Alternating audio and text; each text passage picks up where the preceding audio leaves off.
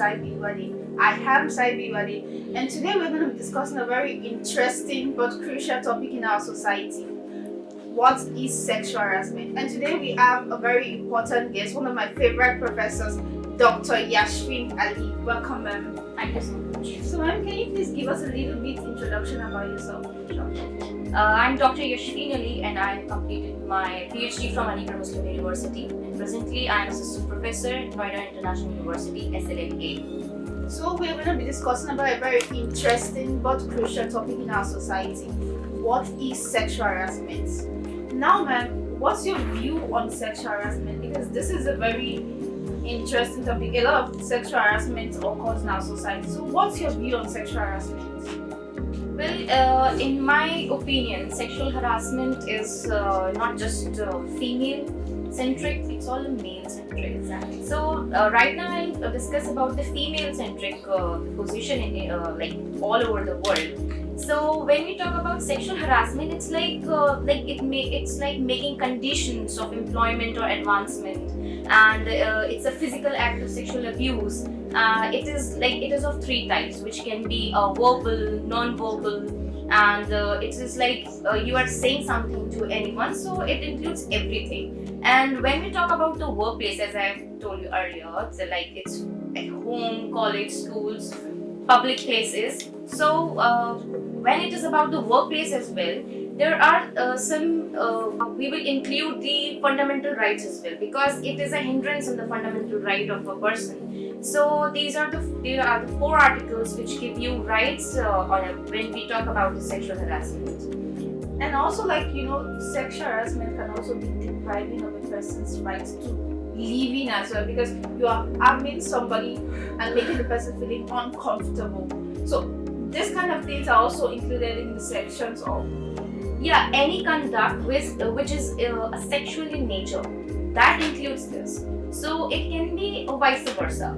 Does it have to be like a sexual nature? Because maybe I am saying some things to you, but I am maybe in a funny way or in a joke way, but I'm saying things that will make you feel uncomfortable. Definitely. That is why there are the criteria. Like what you said, the funny way. That is like you are defamed. There is a defamation. There is a teasing, which leads to many, nowadays we are watching that the generation is getting too much of depression, the stress, which was even not on social there. media also. Yes, even on social media. So that is, we can call the eve teasing, or we are pressurizing someone. That is, you are making someone uncomfortable and making those clauses which is mentally, physically, that can be anything. So that mental pressure, that peer pressure as well, if you are body shaming someone, if you are saying ill about the race, caste, color, anything. So it all includes the harassment. There is a assault, like physical assault, or verbally, or showing a pornography, or taking nudes of a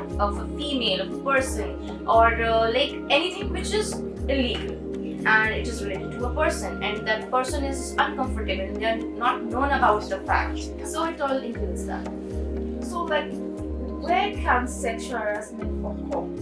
Because they say charity begins at home, the normal old age, everybody says this, but sexual harassment has to start from somewhere, from a place down to another. Where do you think this can occur? Well, sexual harassment can be, as I said, it's home, school, colleges, workplace. But then I want to quote a leading case, that was the Vishakha and others versus state of Rajasthan. This was the case of 1997. So in this case, this was a leading case which brought too many light on this topic, basically what sexual harassment is and what precautions can be taken. So in this case, after when Supreme Court gave the judgment that the person who was the victim, this was the case of 1992. Then the verdict came on 1987. So that female was the social worker, who was a worker of Rajasthan, and she was preventing that child marriage, due to which she was gang raped by the mob. So this throw a light on the sexual harassment and what precautions can be taken. Then this Vishakha, this was the guidelines which came into existence. In this guidelines, they were given like what we can do for the welfare of the females and how can they put up their voice. Then in 2012, as you all know, we are aware of the Nirbhaya case. Then after that case came the POSH Act. In that act, basically it talks about like this POSH Act superseded the Vishakha case. So in this case, it discussed more about the sexual harassment and what are the criterias and what are the basically they bifurcate the criterias, what can be done and what assault or anything, and according to that, like according to the gravity of the offense, the punishment has been given. So this was all about. So the you have listed the Vishaka case, the Nirbhaya case, and also the POSH Act. So these are like preventions or like guidelines, ways we can prevent sexual harassment from happening, or maybe if sexual harassment happens, we can take precautions from these acts. So, ma'am, what's your view on gender neutral laws? Because like sexual harassment, as you said, it can happen to both male and female. It can happen to the male and also the female. So what's your view on this? In here I'll quote the articles. Then we have Article 14, we have Article 15, 19 and 21, which is obviously a fundamental right, and that is imposed to every citizen. So it includes male and female as well. But when we talk about the sexual harassment and we link with the male and female, it is more pro in the favor of females, and when we bifurcate with the male part, then it's like the male have to prove themselves that they were not involved in those acts. The patriarchy system is there. Yes, so the burden of proof, we say in the legal terms, it is on the male that they have to prove that they were not involved in such complaints. Because if we talk about sexual harassment, the first thing that comes to our mind is a man assaulting a woman. Exactly. So it will be very difficult to prove that this kind of thing really occurs in society, that men are also victims of sexual harassment also.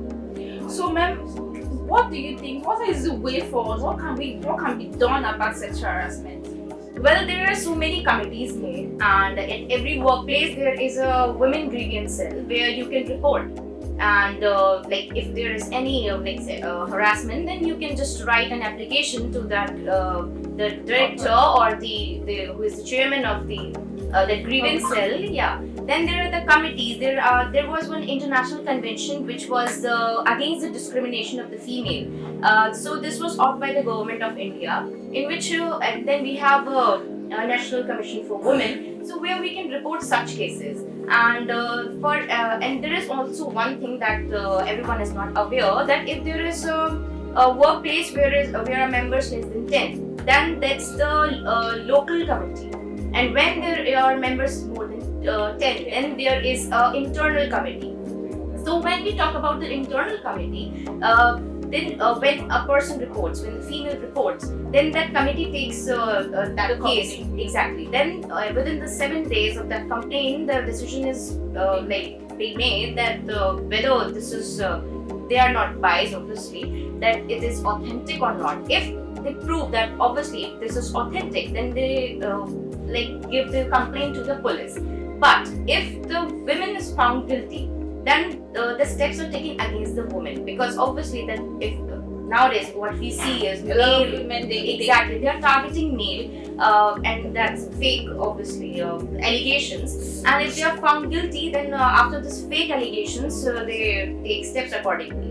But there is also one thing that is under section 10, where it is a conciliation, where obviously when it is about the image of the female and they are not ready to do the FIR or the complaint against them outside and report. Exactly, because obviously the societal pressure and that phrase which I've heard a lot, that once girl is tainted, she's tainted. So this is a taboo. So this should end, and again, if one doesn't want to do that, so they can go for the conciliation, where both the parties sit together and they're they negotiate on the things, and if there is a hurt or there is any grievance, so then according to that they have to give the compensation. And if not that, then under section 509 of IPC, then according to the grievance they get the punishment which is given in the section 509. Ma'am, you have discussed about the way forward now, like about workplace.